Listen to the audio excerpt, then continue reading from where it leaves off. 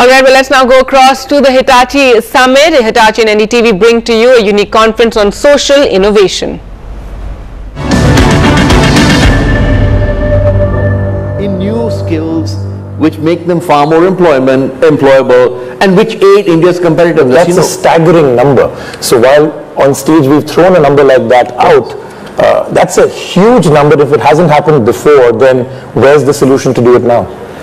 It hasn't happened before, and therefore we better find a solution to do it now. I know the panel, off this panel and stage, the one point that came out from this panel is that, look, there's no time to wait. If you're thinking that, okay, we'll do this in 10 years or so, no time to wait was, I think, a recurring theme from all of you, right? Speed matters. One of these days in India, we're going to figure this out. Speed matters. You have to implement projects in time. You have to get stuff done. You have to achieve last mile solutions in time. So there are solutions coming up, and which I get excited about. So broadband is coming in. And I would love to see, I don't know if it'll ever happen, it won't happen in my lifetime, but make broadband at the last mile connectivity free. Many countries have done that. Broadband is a highway. It builds industry all around it. But even if you don't make it free, even if you do it some other way for villagers, make it free, because what I can do with broadband in terms of educating, self-help, flipped classrooms as we call them, letting people learn English on their own, letting people learn variety of different skills on their own. I mean, just imagine if we can get content out to these people. Our experience when we run the Skills Academy, and we've trained about 30,000 people up till now, in Genpact we must have trained 300,000 to 400,000 people across India. These are very smart people. They've survived on entrepreneurship on the ground. Sometimes I feel quite foolish when I'm trying to teach them computer skills, and they have all the skills in their hands. You know, they negotiate, they survive, they live in an environment where I couldn't live, I'll tell you. So if we let them do their thing, do self-help groups which allow them, you know, why can't we build self-help groups like we've done in microfinance and other places for education, for instance?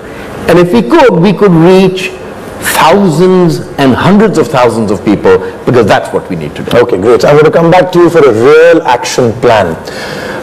I'm going to start off with the same question to you. Real challenges right now, and where will the solution come from? Well, I'll tell you what, I agree completely with Pramod. There's a lot of social innovation happening. Big companies are doing it, smaller social innovators are doing it, governments even are innovating, state governments in our country. To me, the challenge is fragmentation. There are a lot, whatever sector you think of, education, healthcare, livelihoods, agriculture, a lot of very good, well-meaning efforts, but each one is operating in isolation. Okay. There's very little working together. There's very little synergy. So the big problems are still there. So let me give you an example. I've been supporting various NGOs in the healthcare space in India for the last 10 or 15 years, and recently I've started my own.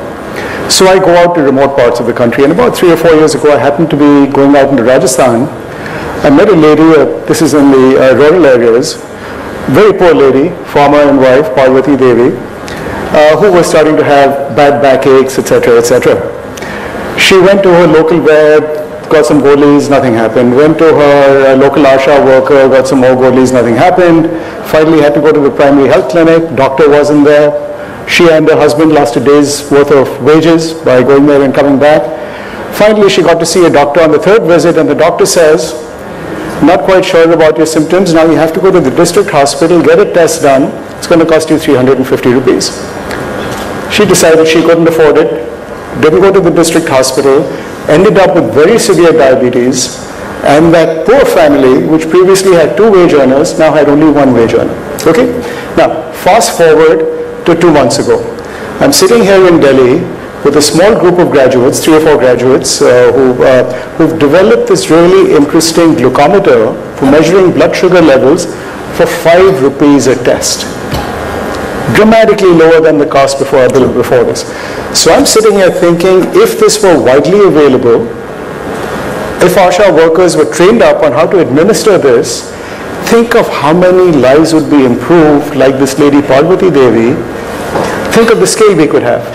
So as an example, with my new NGO that I formed called WISH, W-I-S-H, we started working with the state governments of the low-income, high-priority states in northern India, Rajasthan, Madhya Pradesh, and so on, identifying the most promising innovations, and then helping them scale up. And a big part of our scale up is bringing the players together. So basically saying you've taken a good example of good social innovation, but it was in isolation. Exactly. Now you're actually trying to put it all together. Absolutely. And by bringing all the key players together, including government, NGOs, corporates, and we're starting to see some very good results. Okay, great. Again, I will come back to you for concrete action plans. Sure. You represent the infrastructure part of it, I mean, more or less, right? Do you see that to be one of the areas where the greatest challenges lie, and could there be a solution from there, or is that a completely different game? I think in the last 10 years, we haven't seen any infrastructure development whatsoever.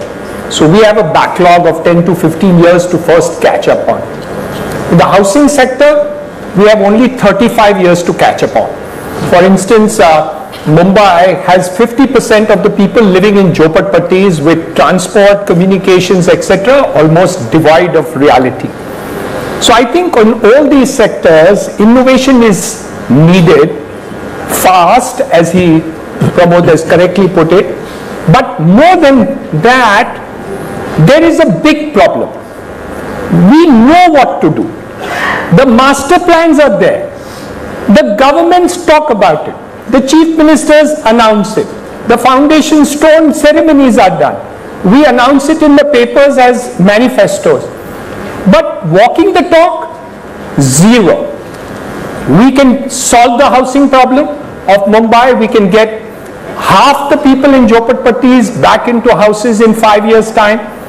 We have the schemes for transportation, communications, metros. In fact, the Chief Minister just ticked the box yesterday in Mumbai, Maharashtra for 3 railway metro projects. We have the Cross Harbour Bridge, which I'm hearing since 45 years. That's the time when it was first announced. The Panvel, Alibag, MMRDA region, we're talking about housing to be done in these sectors. Nothing is happening. So my idea is basically that we need to start moving, and second, not moving at the Prime Minister's level alone. Okay. The dead wood is in between. The dead wood is down. We need to get all these segments to start moving, because we don't see that happening at all. In the last 4 or 5 months, yes, there is movement at the higher level, but I don't see that actually percolating down. So if you're not going to be able to see that, we can't get the results in the next couple of years. So we need social innovation to actually actualize at the operational level, and those people who have learned to go up the ladder because they did not perform, because they were corrupt, those are the type of people which need change most. How do you get those people to change? That's the biggest challenge. Talking about skill development, in the last 6 months, we haven't seen too much on skill development support from the government. Yes, the new minister has just been appointed. Mr. Rudy is a dynamic minister, and I'm sure he'll make the change. But ask the people who deal with skill development in the last 6 months, you don't even get a reply from government on skill development. The institutions don't know what the agenda is. They don't know what the education pattern is. One of them says that you can't do skill development until you are 18. Another says the scheme starts at 14 years. So between those two, you don't know what you're going to do. So